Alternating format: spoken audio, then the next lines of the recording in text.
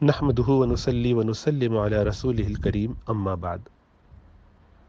نماز میں تشہد کے بعد درود شریف پڑھ کے، یعنی اتحیات کے بعد درود شریف پڑھ لینے کے بعد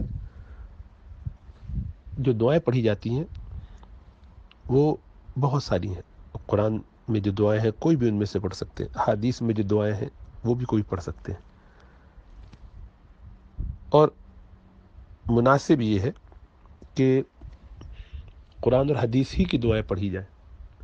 اگرچہ ان کے علاوہ بھی کوئی دعا ہو جو قرآن و حدیث میں نہیں لیکن دعا ہے، اللہ سے کچھ مانگا جا رہا ہے، تو وہ بھی پڑھ سکتے ہیں، لیکن عربی میں ہونا چاہیے، کسی اور زبان میں نہ ہو، اور بندے سے جیسے کلام کیا جاتا ہے اس انداز میں نہ ہو، بات چیت نہ ہو بلکہ دعا ہو تو اس کی گنجائش ہے۔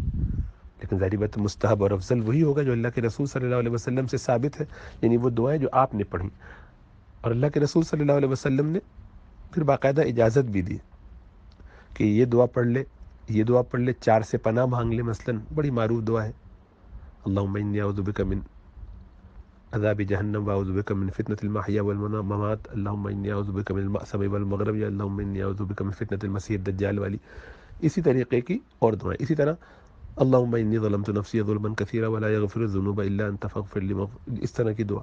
اسی طریقے سے وہ دعا ہے لمبی، ربنا آتنا فی الدنیا بھی پڑھ سکتے ہیں، اور رب اجعلنی مقیم الصلاۃ پڑھ سکتے ہیں، اور بھی کئی دعائیں ہیں۔ تو جو دعا دل چاہے پڑھیں، کیونکہ خود اللہ کے رسول صلی اللہ علیہ وسلم سے یہ بھی منقول ہے کہ آپ نے کہا کہ اپنے لیے جو چاہے مانگ لے، کہ پھر وہ مانگ لے دعا جو چاہے، ثم یدعو لنفسہ بما بدا لہ، جو دل چاہے وہ مانگ لے، تو ایسا کرنا بھی درست ہے، لیکن ہو عربی ہی میں دعا۔ اوروں کے لیے بھی مانگ سکتا ہے، لیکن ظاہر بات ہے نماز ادا کر رہا ہے تو اچھے طریقے سے اس میں سب کو بعد میں شامل کر لے۔ اب اس میں ایک سوال یہ ہے کہ کیا قرآن کی کوئی آیتیں بھی پڑھی جا سکتی ہیں جن میں دعا نہ ہو؟ پڑھنا چاہے تو ذکر ہوگا اس نیت سے، یا دعا ہوگی کوئی ایسا کلمہ ہوگا تو وہ بھی پڑھ سکتے ہیں، وسعت ہے اس میں۔ اب خصوصی سوال جو کیا گیا وہ ان 2 آیتوں کے بارے میں ہے۔ ایک تو حضرت ابراہیم اور حضرت اسماعیل علیہ السلام کی جو دعا ہے خانہ کعبہ کو تعمیر کرنے کے وقت، سورہ بقرہ میں پہلے پارے میں جو آئی ہے، اور وہ یہ ہے کہ وَأَرِنَا مَنَاسِكَنَا وَتُبْ عَلَيْنَا إِنَّكَ أَنْتَ التَّوَّابُ الرَّحِيمُ، وَأَرِنَا مَنَاسِكَنَا وَتُبْ عَلَيْنَا إِنَّكَ أَنْتَ التَّوَّابُ الرَّحِيمُ، کہ اے اللہ آپ ہمیں دکھائیے ہمارے مناسک، یعنی حج اور عمرے میں جو معمولات کیے جاتے ہیں وہ کس طرح سے کرنے، یعنی ہمیں سکھا دیجیے، دکھانے سے مراد یہاں سکھا دیجیے کہ کیسے کرنے ہیں حج میں طواف وغیرہ۔ تو یہ سورہ بقرہ کا جو آخری صفحہ ہے اس پہ ہے، مجھے آیت نمبر یاد تو نہیں ہے، لیکن چونکہ آپ نے پوچھی ہے تو میں آیت نمبر دیکھ کے بتا دیتا ہوں۔ تو یہ ہے آیت نمبر 128۔ یہ لمبی جو آیت ہے اس کا ایسا، ربنا وجعلنا مسلمین لک ومن ذریتنا امۃ مسلمۃ لک وارنا مناسکنا وتب علینا انک انت التواب الرحیم۔ تو ایک تو یہ ہو گئی سورۃ بقرہ کی آیت نمبر 128 جو آپ نے کلپ بھیجا، اس میں یہ بیان کیا گیا۔ اور دوسری جو آیت انہوں نے پڑھی، حسبنا اللہ سیؤتینا اللہ ورسولہ من فضلہ، سیؤتینا اللہ من فضلہ ورسولہ انا الی اللہ راغبون، یہ جو آیت ہے یہ سورہ میرے حساب سے غالباً توبہ کی ہے شاید، یا انفال کی، میں ذرا ایک نظر اس کو دیکھ لوں،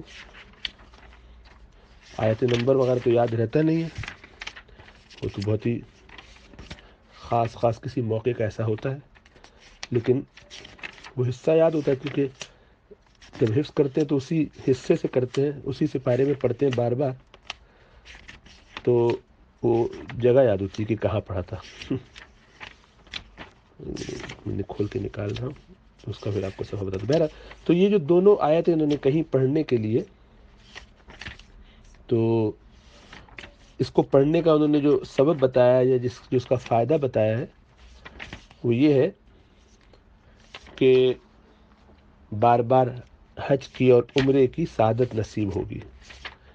یعنی یہ خیال ہے ان کا، اور کسی بزرگ سے غالباً انہوں نے یہ پوچھا ہوگا یا کسی جگہ لکھا ہوگا. وہ حصہ تو کٹ گیا آپ کے اس ٹک ٹاک کے کلپ میں.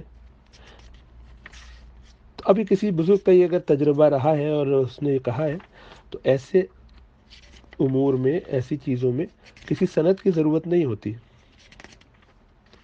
یہ کیا جا سکتا ہے، اس میں کوئی مذائقہ نہیں ہے. اس کے لیے یہ سوال بھی نہیں کرنا چاہیے کہ یہ کہاں سے آیا ہے. حدیث کی ضرورت نہیں، کیونکہ کوئی اس کو مسنون نہیں کہہ رہا، کوئی اس کو سنت نہیں کہہ رہا. ہاں یہ سورۃ توبہ ہی ہے الحمدللہ 59. تو وہ جو لمبی آیت ہے نا، وَلَوْ أَنَّهُمْ رَضُوا مَا آتَاهُمُ اللَّهُ وَرَسُولُهُ وَقَالُوا حَسْبُنَا اللَّهُ سَيُؤْتِينَا اللَّهُ مِنْ فَضْلِهِ وَرَسُولُهُ إِنَّا إِلَى اللَّهِ رَاغِبُونَ. وہی جو انما صدقاتوں سے جو شروع ہوتی ہے اگلی آیت، جس میں زکوٰۃ کے 8 مصارف بیان ہوئے ہیں، اس میں تو آیت نمبر 59 یعنی 59. تو بہرحال یہ دونوں آیتیں ان کے ٹکڑے ہیں، اس کو پڑھا جا سکتا ہے. تو اگر یہ پڑھیں اور اس کے نتیجے میں حج عمرے کی سعادت زیادہ ملے گی اور توفیق یا اللہ سبحانہ تعالیٰ عافیت کا معاملہ فرما دیں گے، تو ایسا کرنے میں کوئی مذائقہ نہیں. لیکن اس سے پہلے ایک اہم بات سوچنے اور دیکھنے کی ہے، وہ یہ کہ حج اور عمرے کو بار بار کرنے کی ترغیب رسول اللہ صلی اللہ علیہ وسلم دی ہے، اور ہمیں کوشش کرنی چاہیے، اس کی طلب رکھنی چاہیے. لیکن ساتھ ساتھ یہ دیکھنا چاہیے کہ ہماری نیت اس میں کیا ہے. حج اور عمرے پہ چلے جا رہے ہیں اس لیے کہ ایک ریکارڈ بن جائے، دنیا جا کے ہم سب سے بڑے حاجی ہو جائیں. انہوں نے 55 حج کیے تھے تو ہم 50 85 70 کر کے دکھائیں. ان کے یہاں وہ ہر سال جاتے ہیں اور ہم بھی ذرا دکھائیں کہ ہم بھی رمضان وہیں گزارتے ہیں.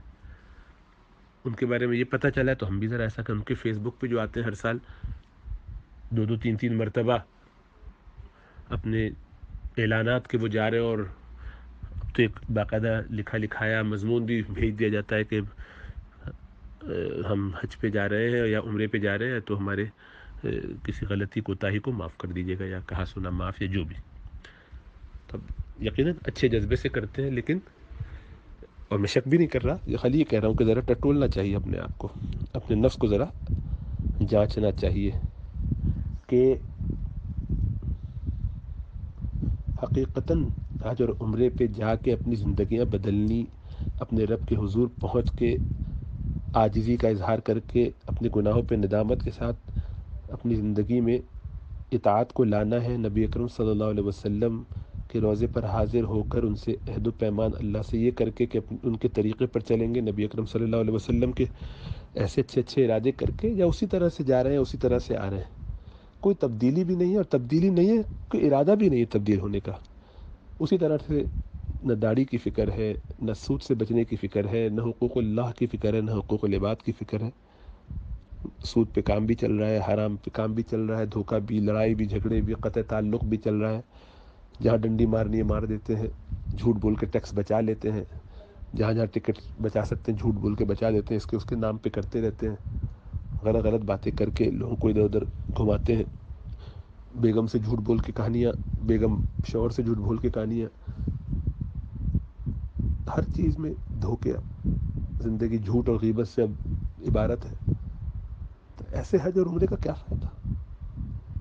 اگر اس لیے کوئی جاتا ہے کہ تبدیلی آئے، شاید اس طرح میرے اندر تبدیلی آ جائے، حوصلہ ہمت ہو جائے، تو ٹھیک ہے اس کا طریقہ. لیکن یہ ہے کہ اپنے آپ کو علماء سے، اساتذہ سے، بزرگوں سے وابستہ کیا جائے، ان سے مشورہ کیا جائے کہ کیا مجھے جانا چاہیے. میں فرض نماز نہیں پڑھتا ہوں لیکن وہاں جاتا ہوں ہر سال. ہاں فرض نماز نہیں پڑھتا ہوں، اس کی طرف مائل ہونا چاہتا ہوں، بہت افسوس ہے، غم ہے، تکلیف ہے، گناہ سے بچنا چاہتا ہوں، ہو نہیں پا رہا، تو وہاں جاؤں تو اس سے انشاءاللہ تعالی اللہ یہ خیر کا راستہ کھول دیں گے. یہ ٹھیک ہے، بالکل سمجھ رہے. ان دونوں کا فرق سمجھنا چاہیے. میں یہ نہیں کہہ رہا ہوں کہ نہیں جانا چاہیے، جانا چاہیے جتنی اللہ توفیق دے. اور یہ بھی نہیں کہہ رہا کہ جو خالی پاک باز لوگ ہیں وہی جائیں گے. وہ پاک تو کوئی ہو نہیں سکتا، اللہ کے حضور کیا پاکی بندوں کی، سبھی گناہ گار.